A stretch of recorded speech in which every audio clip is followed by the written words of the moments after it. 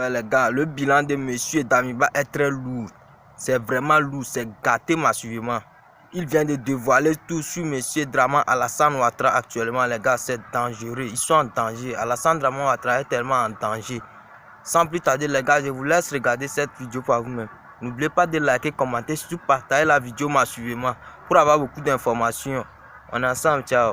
Alassane Ouattara est en colère parce que le lieutenant-colonel Félon Paul Sandaogo Damiba a été extradé au Burkina Faso parce qu'il a voulu faire un coup d'état sanguinaire. En quoi l'extradition de Damiba regarde Alassane Ouattara et certains chefs d'état de la CEDEAO? Alassane Draman Ouattara panique. La première raison pour laquelle Alassane Draman Ouattara tremble, c'est qu'en fait, il est connu comme étant le cheveu qui ne manque jamais dans la sauce, dans la soupe. Il est connu comme le plus grand déstabilisateur de la sous-région. Et c'est aux Ivoiriens que ça fait plus mal. Oui, tu as très bien entendu. Les autorités togolaises ont arrêté Damiba et ils ont remis Damiba aux autorités burkinabées. Ça veut dire que Damiba a été officiellement extradé au Burkina Faso. Mais c'est à la Côte d'Ivoire que ça fait plus mal. Je n'ai pas compris la partie. Vous vous reprochez de quoi? Ou bien vous avez peur que vos noms soient cités dans ces nombreuses tentatives de coup d'État? Eh bien, si c'est ça, c'est que ça vient vers vous. Paul-Henri Sandaogo Damiba, en train de citer les noms fort.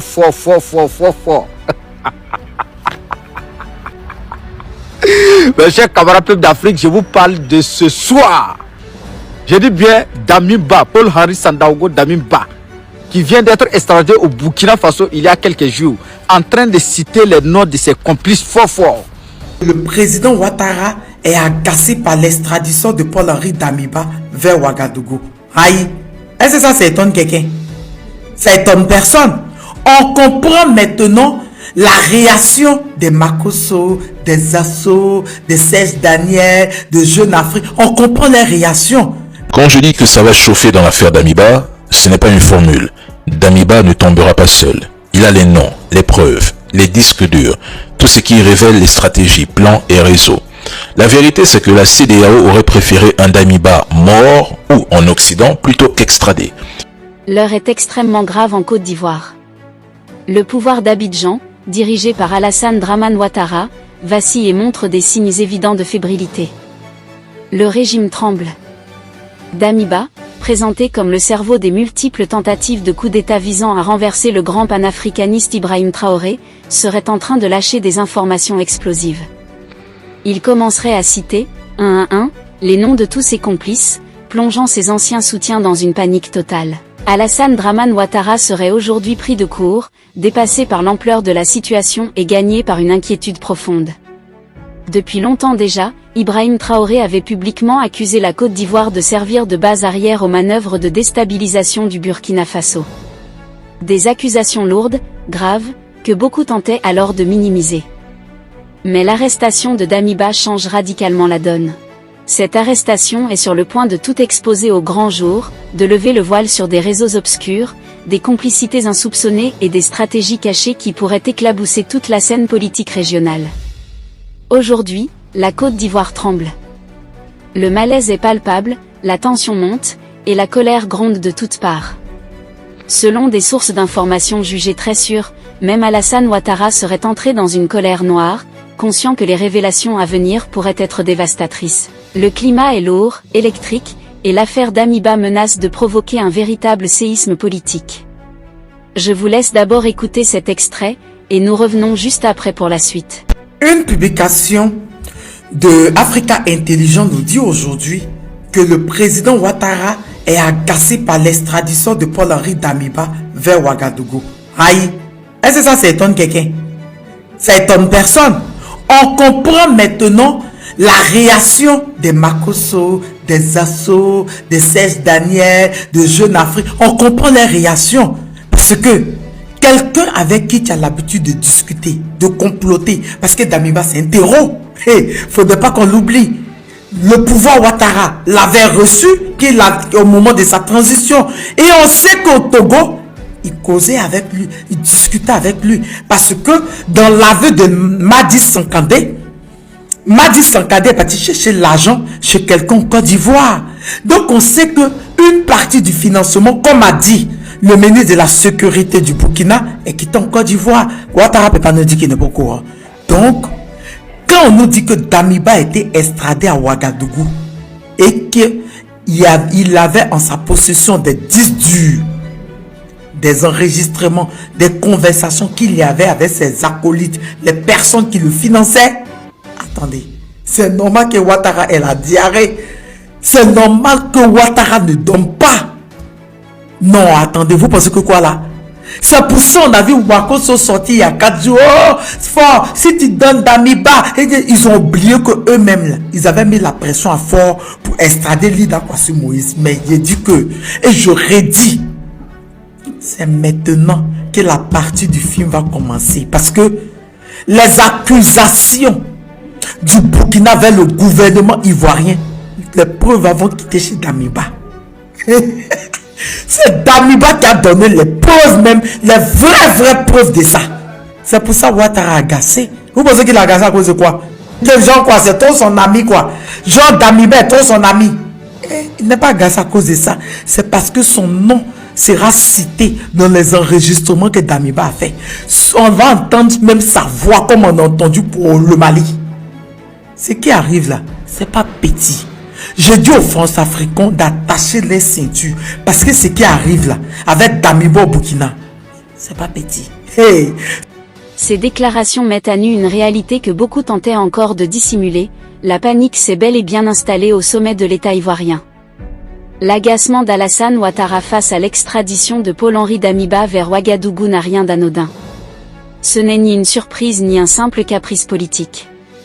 C'est la réaction d'un homme qui sent le sol se dérober sous ses pieds. Damiba n'est pas un acteur secondaire, c'est une pièce maîtresse, un véritable réservoir d'informations compromettantes, un homme qui sait, qui a vu, qui a entendu et qui a conservé des preuves. L'extradition de Damiba change totalement le rapport de force. Elle ouvre une séquence dangereuse pour Abidjan, car elle menace d'exposer au grand jour des réseaux, des financements, des discussions secrètes et des complicités longtemps niées. Procédons à l'examen des raisons pour lesquelles Alassane Dramane Ouattara panique. La première raison pour laquelle Alassane Dramane Ouattara tremble, c'est qu'en fait, il est connu comme étant le cheveu qui ne manque jamais dans la sauce, dans la soupe. Il est connu comme le plus grand déstabilisateur de la sous-région. Et il le fait toujours sur instruction de ses maîtres, les néocolonialistes français, dont il est un valet absolu, un esclave. Puisqu'il se gargarise d'être un gouverneur de la Banque de France, dans laquelle, de toutes les façons, il n'a jamais exercé une seule fonction de souveraineté. La Banque de France, comme on l'entend très bien, étant la banque de la République française, pas la Banque des Africains. Donc Alassane Dramane Ouattara, quand il apprend que Damiba a été arrêté, craint qu'une nouvelle page de son histoire de putschiste, néocolonialiste invétéré, soit rédigée. Ça, c'est la première raison. Mais il y a une deuxième raison pour laquelle il panique, c'est que les éléments qui sont à la disposition de la justice burkinabé et qui ont été mis à la disposition de la justice togolaise indiquent que les principales sources de financement et les fournitures d'armes qui devaient être utilisées pour assassiner le président du Faso, Ibrahim Traoré, et restaurer un régime néocolonial à Ouagadougou, tout cela a été préparé et financé et tout cela a été projeté sur le sol burkinabé à partir de la Côte d'Ivoire de Ouattara. Pourquoi Alassane Dramane Ouattara panique-t-il? Parce qu'il craint un nouveau grand déballage de sa vilainie, de sa méchanceté, de sa perfidie, de sa perversité à Ouagadougou. Voilà la deuxième raison. Alassane Ouattara est impliqué dans toutes les tentatives de coup d'État de Paul-Henri Sandaogo Damiba jusqu'au cou, que dis-je, jusqu'au sommet de sa calvitie. Ouattara est trempé dedans des pieds à la tête. Et comme on le dit dans la belle formule de la langue populaire de l'argot ivoirien, Alassane Dramane Ouattara est dans pain. Pain brou. Il est dans pain. Donc la deuxième raison, c'est que la Côte d'Ivoire est l'État qui a joué le rôle majeur de base arrière active de la déstabilisation qui a valu à Damiba son arrestation.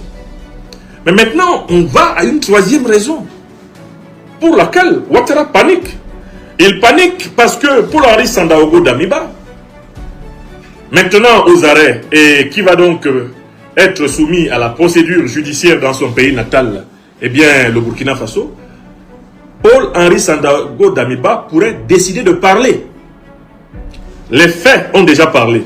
Les preuves qui ont conduit à son arrestation ont déjà parlé. Mais Paul-Henri Sandaogo Damiba pourrait décider de parler encore plus. Pourquoi? Il peut décider de parler encore plus, premièrement parce qu'il estime qu'il n'a pas bénéficié d'une solidarité suffisante de ses envoyeurs, à savoir Alassane Draman Ouattara et les néocolonialistes français.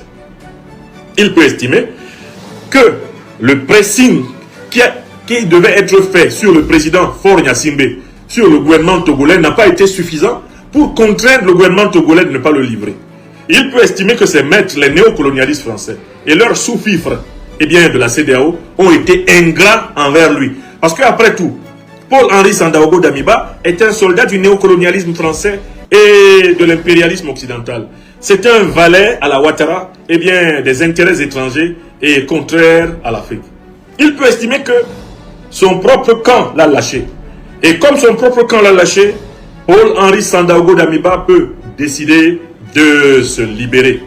Il peut décider de laisser parler son cœur. Or, s'il laisse parler son cœur, que de vérité vont surgir dans le tribunal militaire de Ouagadougou. Si Paul-Henri Sandaogo Damiba parle, s'il parle avec son cœur, s'il dit tout, Ouattara est versé, eh bien, tout cul dehors. Si Damiba dit tout, le cul de Ouattara est dehors. Donc, deuxième raison pourquoi Alassane Draman Ouattara craint. Si Damiba parle, mais Damiba pourrait non seulement entièrement et complètement mouiller Ouattara, mais il pourrait mouiller les alliés de Ouattara dans la sous-région et à l'international. Donc cette affaire peut tourner à un scandale, non pas seulement burkinabé, ça peut tourner à un scandale ouest-africain, ça peut tourner à un scandale africain, et ça peut tourner à un scandale géopolitique, diplomatique mondial. Et Alassane Draman Ouattara se voit emporté dans une telle spirale, au risque même d'être considéré comme un amateur et d'être puni par ses maîtres pour ne pas avoir été capable de mener à bout et avec succès cette opération. Alassane Draman Ouattara craint que Damiba dise tout et qu'on sache une fois de plus que derrière la vilainie de ce qui se préparait, il n'y avait ni plus ni moins que son faciès asymétrique et sa démarche en point-virgule. Comprenez ça? Voilà pourquoi j'invite les autorités du Burkina Faso à assurer une sécurité absolument implacable à Damiba. Parce que le principal ennemi de Damiba à partir de maintenant, c'est Alassane Ouattara. Celui qui a intérêt à tuer Damiba, là maintenant, c'est Alassane Ouattara. Si Alassane Draman Ouattara peut avoir accès à Damiba, il va le faire buter. Parce qu'Alassane Ouattara n'a pas intérêt à ce que Damiba parle. Le Burkina a intérêt à ce que Damiba parle. L'AES a intérêt à ce que Damiba parle. L'Afrique des libertés, l'Afrique en lutte pour son éveil et sa souveraineté, a intérêt à ce que Damiba dise tout. Mais ceux qui n'ont pas intérêt à ce que Damiba parle, c'est Ouattara Draman. C'est la CEDEAO. C'est les néocolonialistes français, les impérialistes occidentaux, dont Damiba est un valet. Donc, par conséquent, en fait, la vie de Damiba est d'abord menacée par ses propres maîtres, qui, à la première occasion, le flingueront volontiers pour qu'il ne les livre pas. D'où ma modeste première recommandation aux autorités du Burkina Faso, s'il vous plaît, redoublez de vigilance. Alors même que les gens peuvent penser que c'est vous qui pourriez être très en colère contre Damiba et vous venger contre lui, vous êtes désormais en fait les garants de sa vie. Parce que sa vie là, elle est la cible numéro 1 de Ouattara. Ouattara veut effacer les traces. Ouattara veut que Damiba ne parle pas. Par conséquent, s'il a la moindre lucarne pour atteindre Damiba, il le fera. Les faits évoqués rappellent que le pouvoir Ouattara avait accueilli Damiba durant sa transition, qu'il existait des échanges réguliers, et que des circuits de financement passaient, selon des aveux déjà connus, par la Côte d'Ivoire.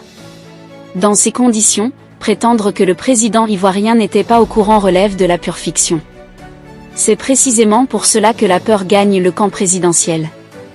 Damiba ne serait pas arrivé à Ouagadougou les mains vides.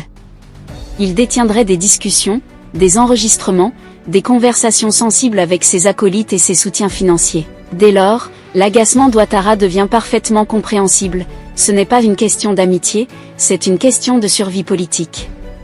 La crainte majeure, c'est de voir son nom cité, sa voix reconnue, ses liens exposés, comme cela a déjà été le cas dans d'autres dossiers en Afrique de l'Ouest. Parallèlement, cette affaire provoque une agitation croissante chez les activistes ivoiriens, les relais médiatiques et les figures france-africaines habituées à défendre le régime. Leur nervosité, leur sortie précipitée et leurs réactions parfois incohérentes traduisent une inquiétude profonde. Ils savent que la suite du film risque d'être explosive. Les accusations venues du Burkina Faso ne reposent plus seulement sur des paroles, elles pourraient désormais s'appuyer sur des preuves directes fournies par Damiba lui-même. Dans ce contexte, la crédibilité d'Ibrahim Traoré sort renforcée. Longtemps accusé, critiqué ou minimisé, il apparaît aujourd'hui comme celui qui avait vu juste. Ces mises en garde sur le rôle de certaines capitales dans la déstabilisation du Burkina Faso prennent une toute autre dimension. L'extradition de Damiba valide, aux yeux de nombreux Africains, le discours de Ouagadougou et affaiblit sérieusement celui d'Abidjan. Ce qui arrive n'est pas un simple épisode politique. C'est un tournant majeur. Les équilibres sont en train de se rompre, et les masques risquent de tomber. Pour les réseaux france-africains, le message est clair, la tempête approche. Et avec Damiba désormais au Burkina Faso, ce qui s'annonce pourrait être bien plus lourd que ce que beaucoup imaginent. Que pensez-vous de cette situation? Laissez votre avis en commentaire. Si vous avez trouvé la vidéo intéressante, cliquez sur j'aime et partagez à vos amis. Mais n'oubliez pas de vous abonner et de cliquer sur la cloche de notification pour ne pas rater mes prochaines vidéos.